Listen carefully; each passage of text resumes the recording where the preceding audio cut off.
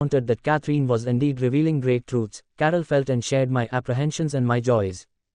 Chapter 7. When Catherine arrived for her next appointment 1 week later, I was ready to play the tape of last week's incredible dialogue. After all, she was providing me with celestial poetry in addition to past life recall. I told her that she had related information from after-death experiences, even though she had no memory at all of the in-between a spiritual state. She was reluctant to listen. Overwhelmingly improved and happier, she had no need to listen to this material. Besides, it was all somewhat eerie. I prevailed upon her to listen. It was wonderful, beautiful, uplifting, and it came through her. I wanted to share it with her. She listened to her soft whisper on the tape for only a few minutes, and then she made me turn it off. She said that it was just too weird and made her uncomfortable. Silently, I remembered, this is for you, not for her. I wondered how long these sessions would continue because she was improving every week. Now only a few ripples remained in her once turbulent pond. She was still afraid of enclosed places, and the relationship with Stuart was still literally touch and go. Otherwise her progress was remarkable. We had not had a traditional psychotherapy session for months. None was necessary. We would chat for a few minutes to catch up on the events of the week, then move quickly to the hypnotic regression. Whether due to the actual memories of major traumas or daily mini-traumas or to the process of reliving the experiences, Catherine was virtually cured. Her phobias and panic attacks had just about disappeared. She had no fear of death or dying. She was no longer afraid of losing control. Psychiatrists are now using high doses of tranquilizers and antidepressant medicines to treat people with Catherine's symptoms. In addition to the medicines, the patients are also often in intensive psychotherapy or attending phobia group therapy sessions. Many psychiatrists believe that symptoms such as Catherine's have a biological basis, that there are deficiencies in one or several brain chemicals. As I hypnotized Catherine to a deep trance state, I thought about how remarkable and wonderful it was that in a period of weeks, without the use of medicines, traditional therapy, or group therapy, she was nearly cured. This was not just the suppression of symptoms nor the gritting of teeth and living through it, a life racked by fears. This was a cure, the absence of symptoms. And she was radiant, serene, and happy beyond my wildest hopes. Her voice was a soft whisper again. I'm in a building, something with a dome ceiling. The ceiling is blue and gold. There are other people with me.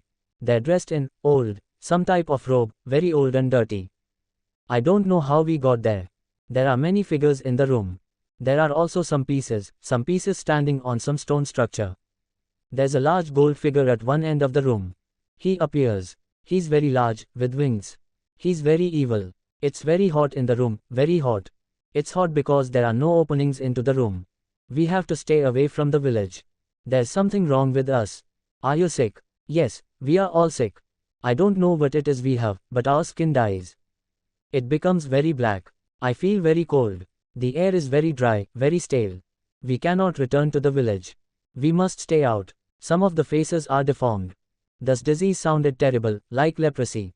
If she had once had a glamorous lifetime, we had not yet stumbled across it. How long do you have to stay there? Forever, she answered gloomily, until we die. There is no cure for this. Do you know the name of the illness? What is it called? No. The skin gets very dry and shrivels up. I have been there for years. There are others who have just arrived. There is no way back.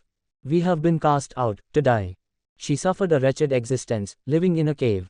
We must hunt for our food. I see some type of wild beast that we are hunting for, with horns. He's brown with horns, big horns. Does anybody visit you? No, they cannot go near or they will suffer from the evil, too. We have been cursed, for some evil we have done. And this is our punishment. The sands of her theology were constantly shifting in the hourglass of her lives. Only after death, in the spiritual state, was there a welcome and reassuring constancy. Do you know what year it is? We have lost track of time. We are sick, we just await our death. Is there no hope? I felt the infectious despair. There is no hope. We will all die. And there is much pain in my hands. My whole body is weak. I am old. It is difficult for me to move. What happens when you cannot move anymore? You are moved to another cave, and you're left there to die. What do they do with the dead? They seal the entrance to the cave. Do they ever seal a cave before the person is dead? I was searching for a clue to her fear of enclosed places. I do not know. I have never been there. I'm in the room with other people. It's very hot. I'm against the wall, just lying there. What is the room for? It is for the worship, many gods. It's very hot. I advance her in time. I see something white. I see something white, some type of canopy. They're moving somebody. Is it you? I don't know. I will welcome death. My body is in so much pain. Catherine's lips were drawn thin in pain, and she was panting because of the heat in the cave.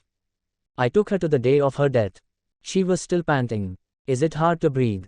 I asked. Yes, so hot in here. Feels so hot, very dark. I can't see, and I can't move.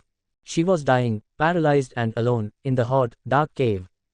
The mouth of the cave was already sealed shut. She was frightened and miserable.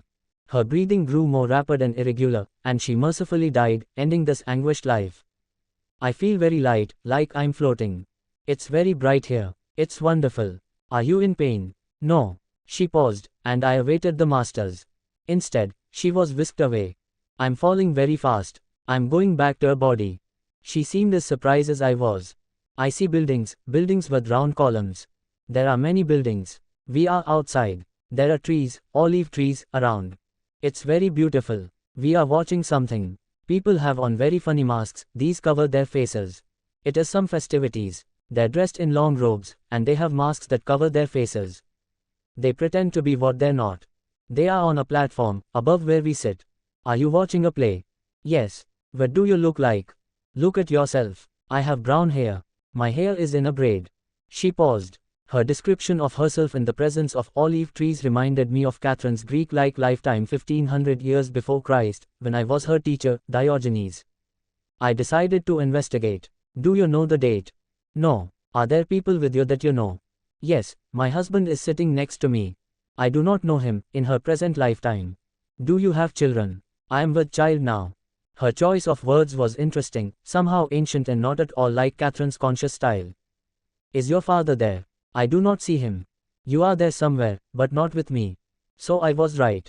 We were back 35 centuries. What do I do there? You are just watching, but you teach. You teach. We have learned from you, squares and circles, funny things. Diogenes, you are there. What else do you know of me? You are old. Somehow we are related. You are my mother's brother. Do you know others of my family? I know your wife, and your children. You have sons. 2 of them are older than I. My mother has died, she died very young. Has your father raised you? Yes, but I am married now. You are expecting a baby. Yes, I'm afraid. I do not want to die while the baby is born. Did that happen to your mother? Yes. And you are afraid it will happen to you also. It happens many times. Is this your first child? Yes, I am frightened. I expect it soon. I'm very big. It is uncomfortable for me to move. Ellipsis. It is cold. She had moved herself ahead in time. The baby was about to be born. Catherine had never had a baby, and I had not delivered any in the 14 years since my obstetrics rotation in medical school. Where are you? I inquired. I'm lying on something stone. It's very cold. I'm having pain. Somebody must help me. Somebody must help me. I told her to breathe deeply, the baby would be born without pain. She was panting and groaning at the same time. Her labor lasted several more agonizing minutes, and then her child was born. She had a daughter. Do you feel better now? Very weak, so much blood. Do you know what you will name her? No, I'm too tired. Ellipsis. I want my baby. Your baby is here, I ad-libbed, a little girl.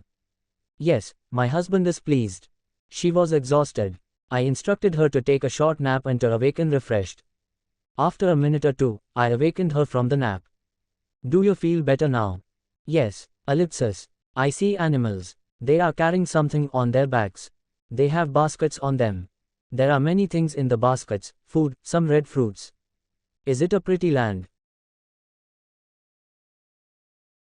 Is it a pretty land? Is it a pretty land? Yes, with much food. Do you know the name of the land? What do you call it when a stranger asks you the name of the village? Cathenia. Cathenia. It sounds like a Greek town, I prompted. I don't know that. Do you know that? You have been away from the village and returned. I have not. This was a twist. Since, in that lifetime, I was her uncle, older and wiser, she was asking me if I knew the answer to my own question. Unfortunately, I did not have access to that information. Have you lived all your life in the village? I asked. Yes, she whispered, but you travel, so you can know what you teach. You travel to learn the land. The different trade routes so you can put them down and make maps. You are old. You go with the younger people because you understand the charts. You are very wise. Which charts do you mean? Charts of the stars. You understand the symbols. You can help them to make maps. Do you recognize other people from the village?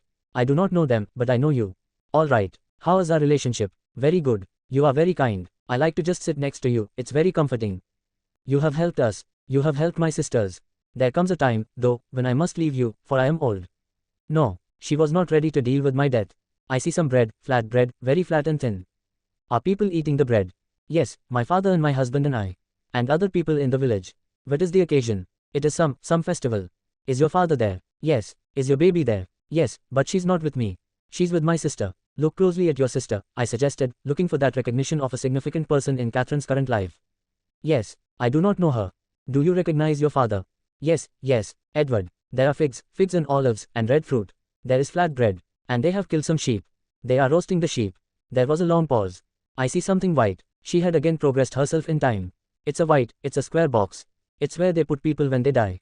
Did someone die, then? Yes, my father. I don't like to look at him. I don't want to see him. Do you have to look? Yes, they will take him away to bury him. I feel very sad. Yes, I know. How many children do you have? The reporter in me was not letting her grieve. I have 3, 2 boys and a girl. After dutifully answering my question, she returned to her grief. They have put his body under some cover. She seemed very sad. Have I died by this time, too? No, we are drinking some grapes in a cup. What do I look like now? You are very, very old. Are you feeling better yet? No, when you die I'll be alone. Have you outlived your children? They will take care of you.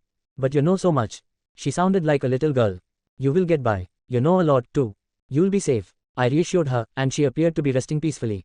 Are you more peaceful? Where are you now? I don't know. She had apparently crossed over into the spiritual state, even though she had not experienced her death in that lifetime.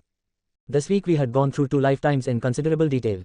I awaited the masters, but Catherine continued to rest. After several more minutes of waiting, I asked if she could talk to the master spirits. I have not reached that plane, she explained. I cannot speak until I do. She never did reach that plane. After much waiting, I brought her out of the trance.